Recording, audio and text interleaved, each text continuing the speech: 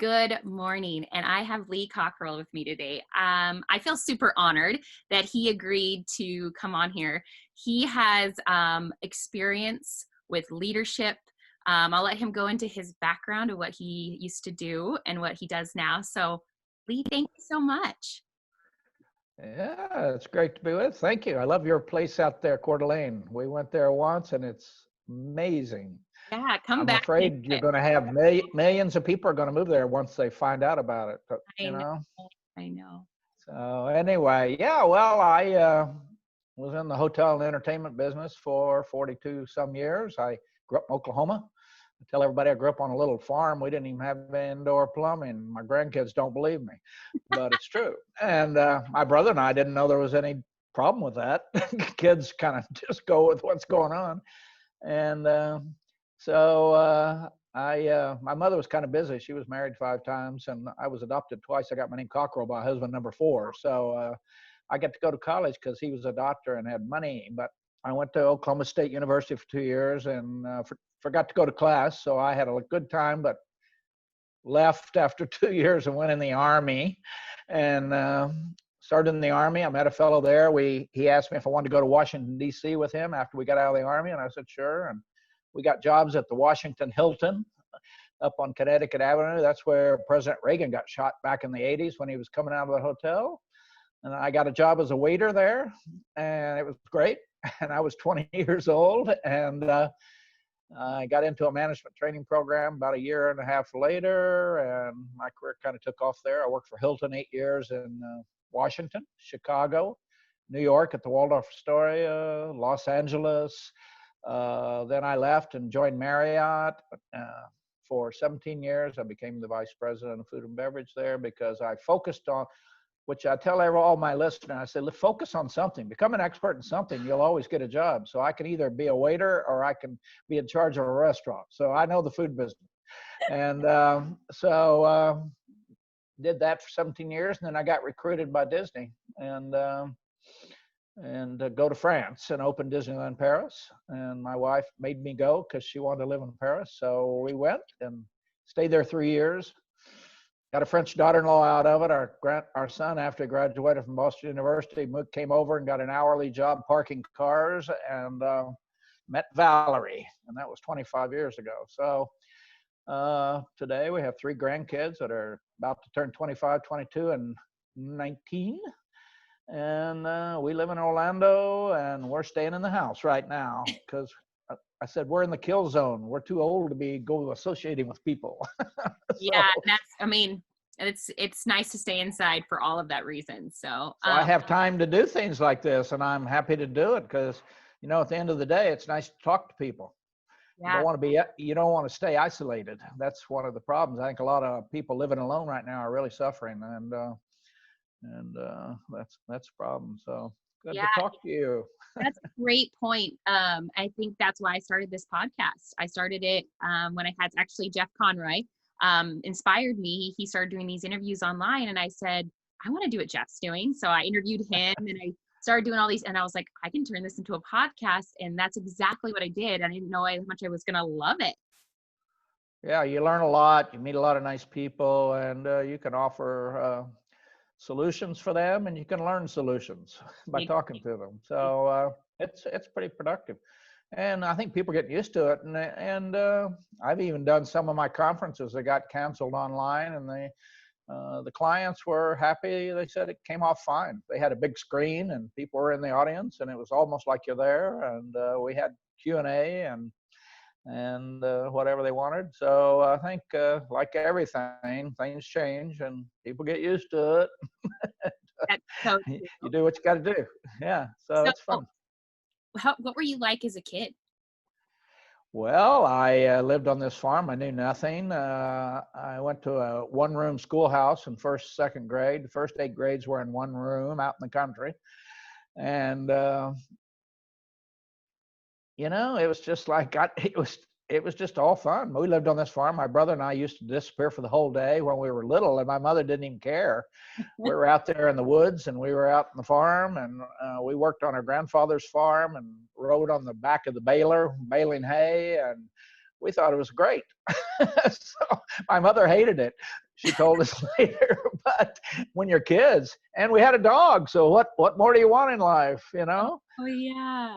So we just played, and we were outside most of the time because we didn't have air conditioning, so there was no reason to be in the house. And we didn't get a TV till I was in the 5th grade. So you can imagine, we listened to the radio at night. I tell my grandkids these stories, they think I'm lying. So no, it's true.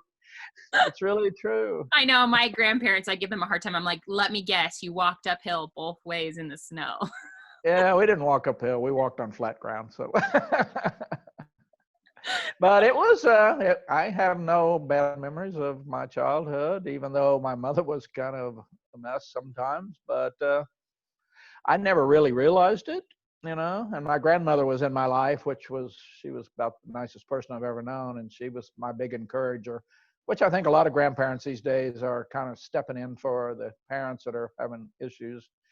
And nobody, you know, I always tell people don't listen to their teachers or their parents, but everybody listens to their grandparents. Oh, that is such a great point. We know a lot because we're old. We've been there. You don't make my grandparents mad. Like everyone, yeah. And they're the best people because they spoil you and they're the best. There's nothing better than a grandparent. Yeah, my grandkids taught me how to put Venmo on my phone so I can send them cash. So they like me better than their parents. So smart. Yeah. Call me if you got a problem. I'll take care of it. Yeah. I love it. So let's talk about Walt Disney and your experience there and how amazing to work for them. It was. You know, Marriott was a great company too. And I joined Marriott when they had 32 hotels. Wow. Can you imagine 1973, and today they have 7,000. It's not a good time to be in the hotel business because they're all closed, but it was great. I learned a lot. They really teach you management skills there, how to manage your P&L, expenses, keep an eye on payroll and other costs. They're a very systematic company. You know, there's a system for everything. I always say there's the Marriott way, and you better do it that way because it works. Yeah. They use recipe cards and they have checklists, and if you're not nice to the guest, you won't be working there long. So, and the Marriott family were huge role models for being available, coming around, walking with you, teaching you. I mean, and so that was a great experience. And then Disney was too. I mean, the whole difference at Disney is that entertainment side, which I didn't really know about. And it's just amazing. Everything at Disney is around entertainment. I mean, it's like details matter. Everything matters. You know, everything's got to be in the right place, the right script, the right smell, the right lighting, the right music. And that was a big eye opener for me as understanding that Marriott was great and Disney was greater.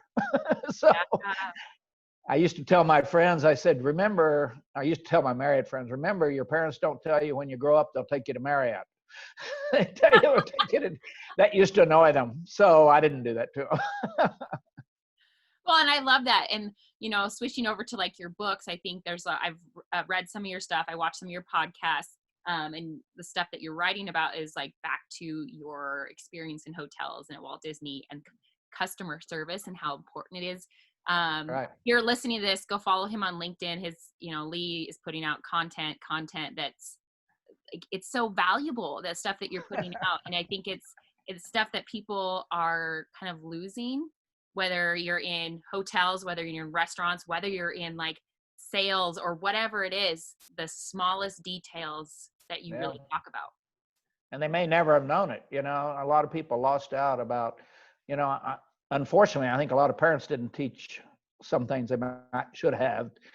And then technology came along and everybody got so focused on, we kind of forgot about the guest and the customer sometimes. That Walt Disney said it best. He said, don't ever get bored with the basics. He said, keep it friendly and keep it clean and everything will be good even after I'm gone.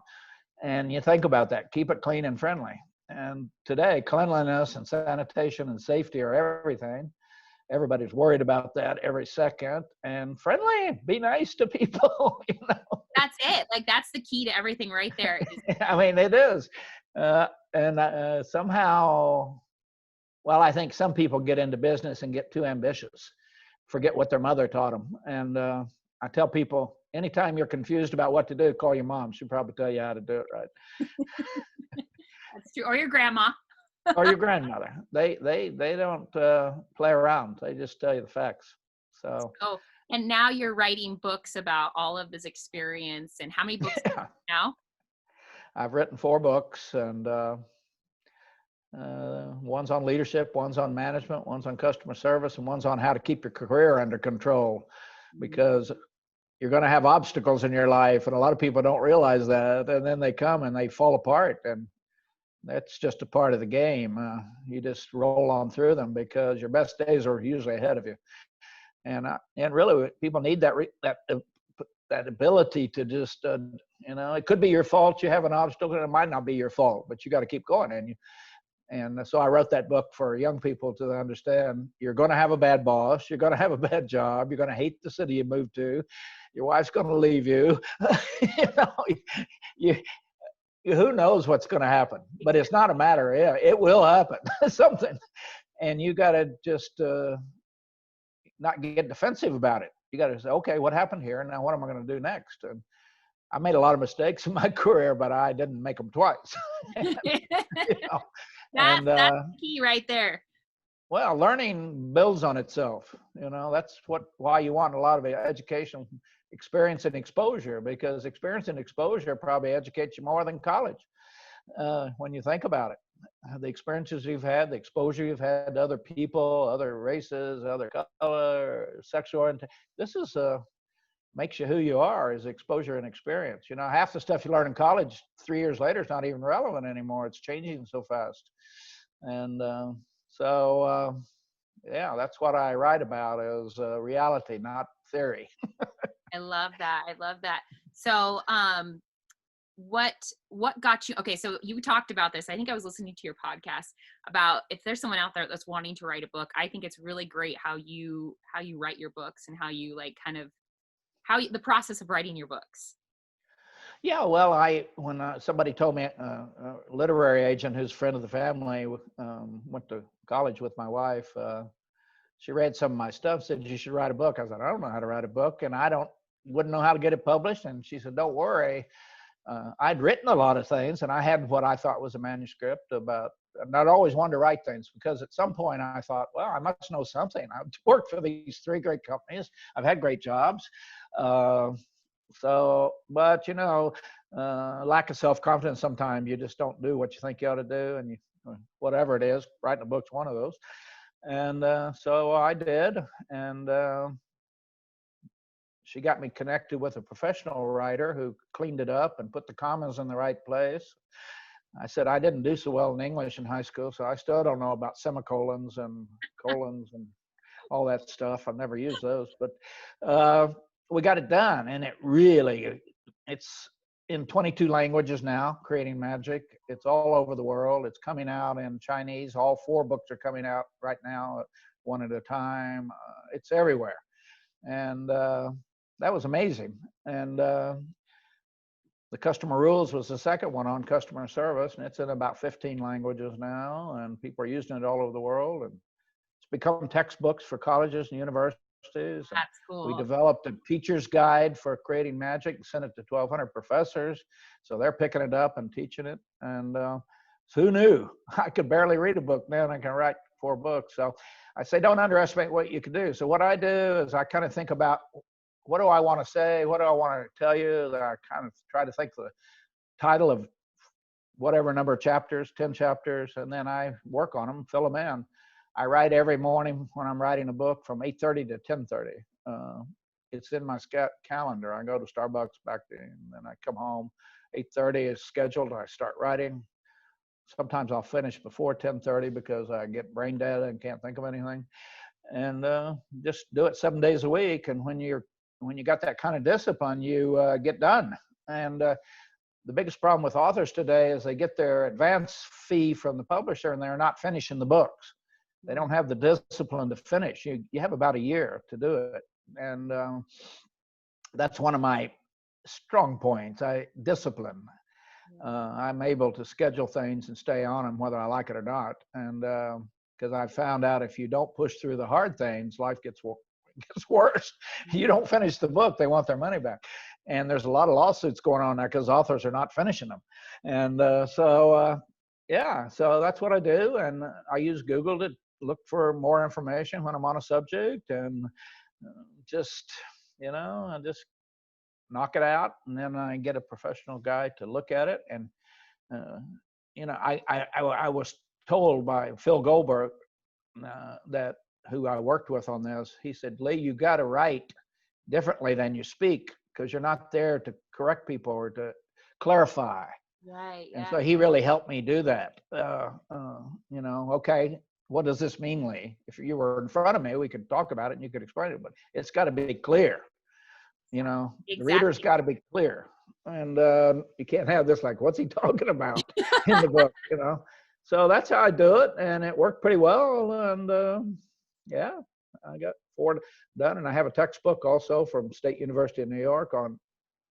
I wrote with a professor there. It's a Business 101 finance course, teaching young people kind of the basics of finance, even if they're not going to be in finance, at least the terms, how it works, depreciation, capital, things like that. And because a lot of young people don't really understand the kind of the basics of finance, which is today a big deal. And just about every company is running by some finance guy right now.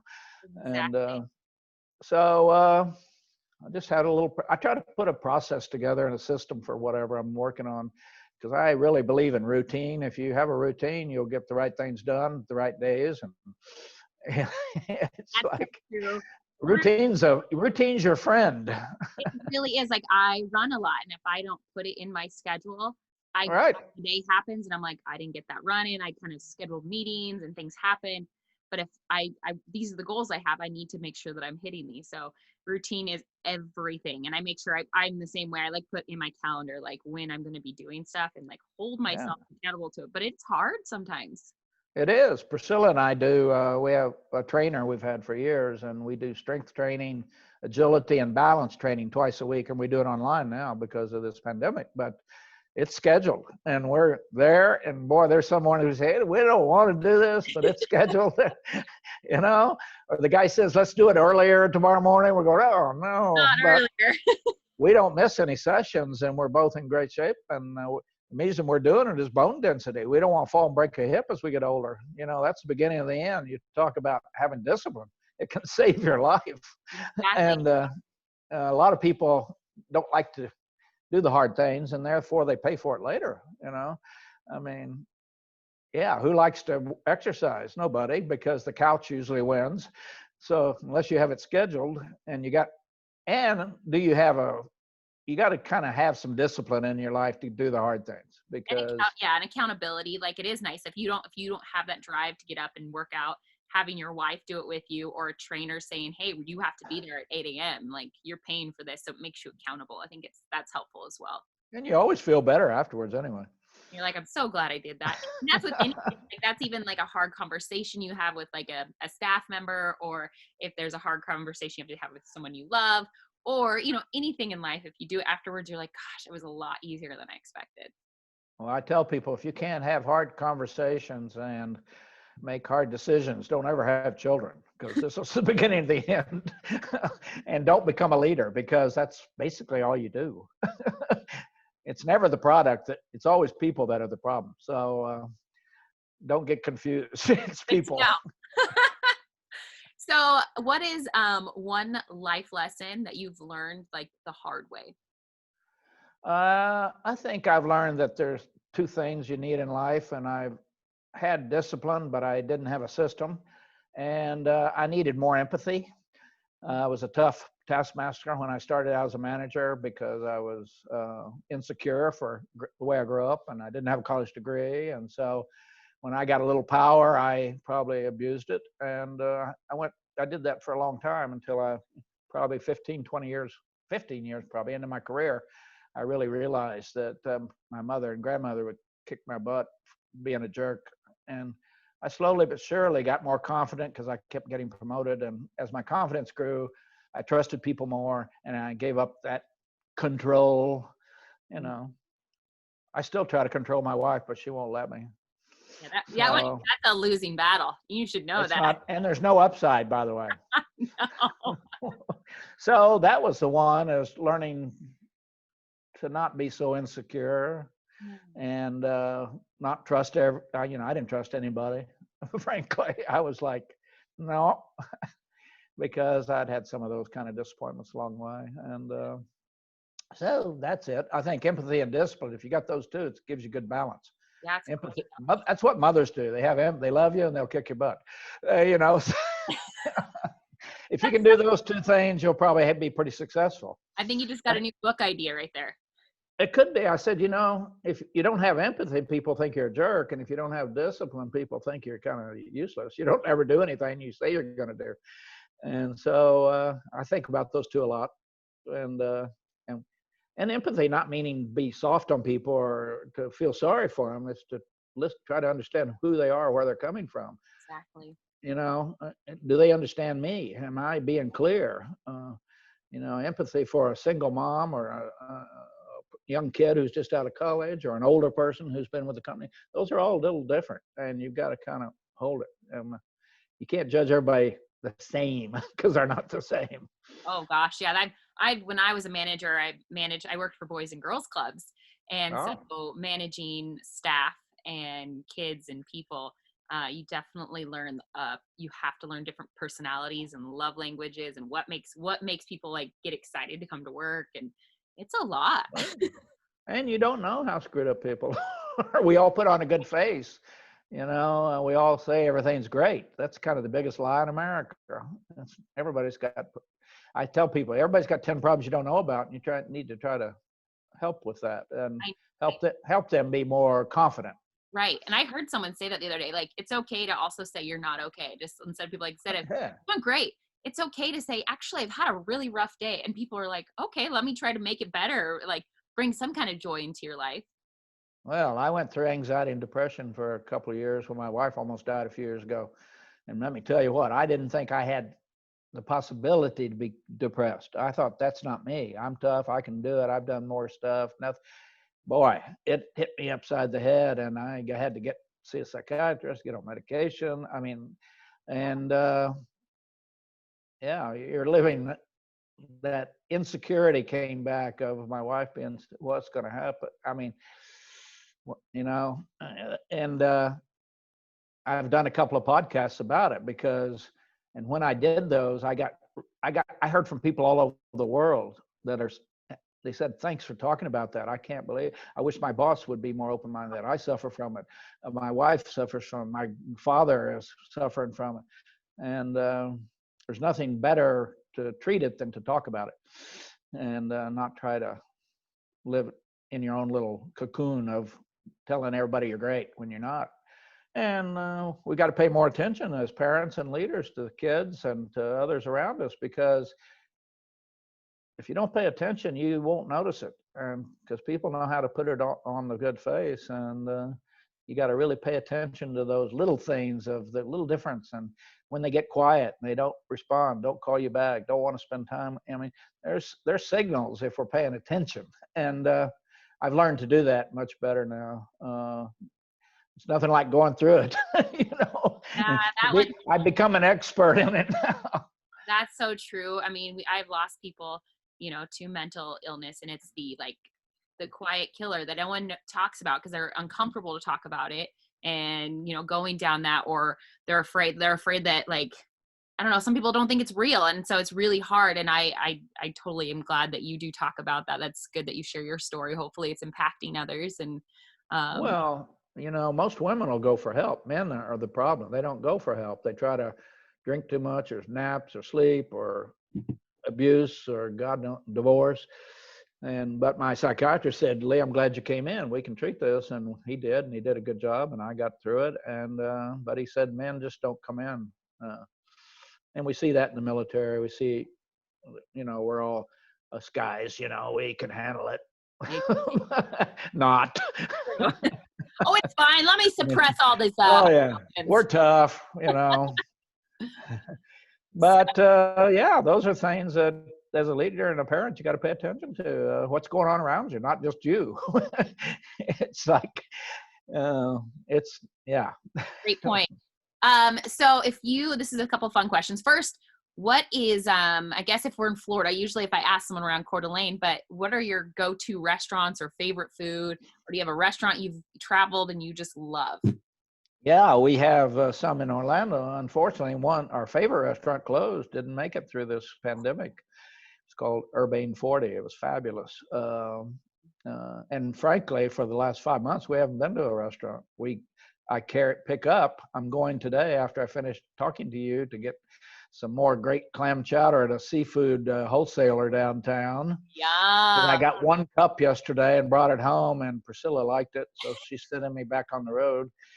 And but there's a lot of great. Every restaurant that's ever been is in Orlando. Now, they're all tested here because guests are from all over the world. We got any cuisine you want to talk about. So it just depends what you're in the mood for. We like Indian food. We like, Thai food. We like, everything. And we have a lot of them, and they're all here. I don't think there's one cuisine you can't find in Orlando. But maybe you won't be able to after this pandemic's over, because this is a mess. It's so hard. I know our little town, I just saw a couple places in Spokane, Washington, and Coeur d'Alene, just some people that put their signs up that says we just couldn't make it through this. And it's heartbreaking. Like, it is so heartbreaking. These people have worked so hard in their small businesses, and then, they can't be closed that long. And then rent happens and they're not making any money and they're losing all their employees. It's just rough. And this hit us. Nobody thought about this kind of thing happening. It's like, what? Yeah. What happened? And just shows you crisis can come out of anywhere in your life. And so I feel bad. There's 10,000 people still furloughed at Disney World. Oh. And a lot of them will probably never come back because the business is not coming. Now, Florida is not handling this pandemic very well. So now we're in the news every day. We got more cases than anybody in the world. So now people are canceling their reservations and not coming. Yeah. It's one thing after another. And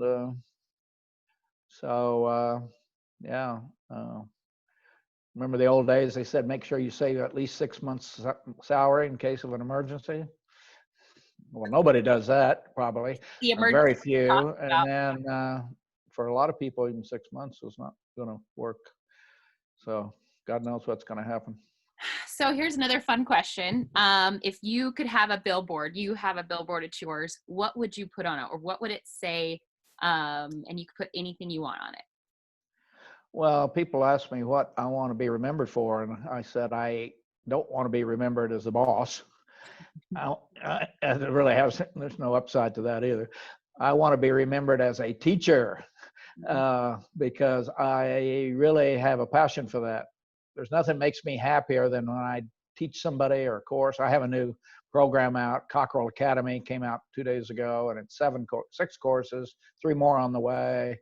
And I teach them online. And when I hear back from people over the years, I want to tell you what that course you taught me in time management. I'll tell you where I am today. I'm still using my day planner that you gave us.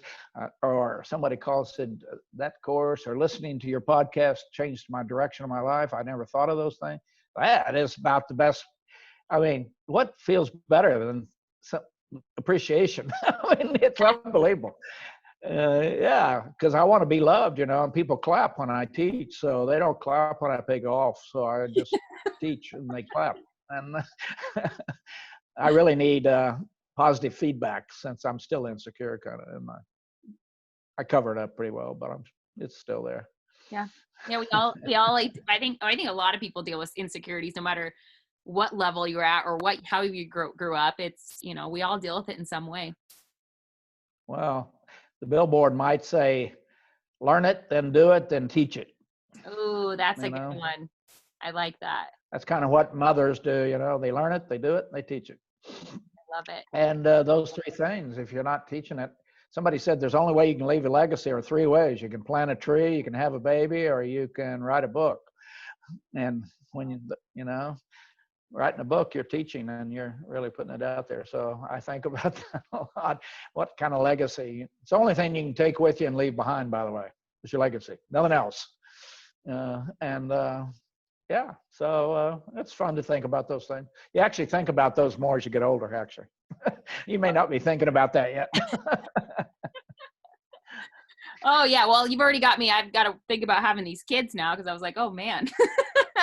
Well, they say you're not dead until everybody who knew you is dead. So I try to meet a lot of babies every day, so I can extend my reach. So who's your biggest inspiration or hero? Oh, I'd say early on, my mother and grandmother. My mother was a disciplinarian. She was tough, even though she was struggling with her own life because she grew up in a dysfunctional, but she always took good care of us. And she was highly organized. And you talk about discipline. I said she was a terrorist before they had them in the world. Boy, my brother's an orthopedic surgeon. I ended up running Disney World, and we were the first two to go to college at all. And she really made that all happen. And my grandmother was the nicest person I ever knew. She was the person who everybody loves. She was always, I never heard her say one bad word about anybody.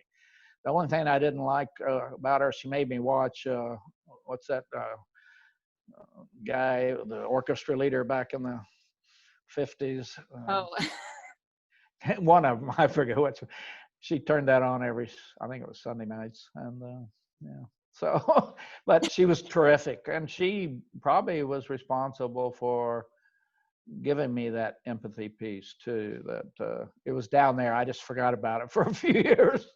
yeah. We all go through those moments in our lives where we forget about some of the most basic Yeah. things. So those people, and then I had a couple of during my career that stepped up and took care of me and taught me and frankly disciplined me about my own defensiveness.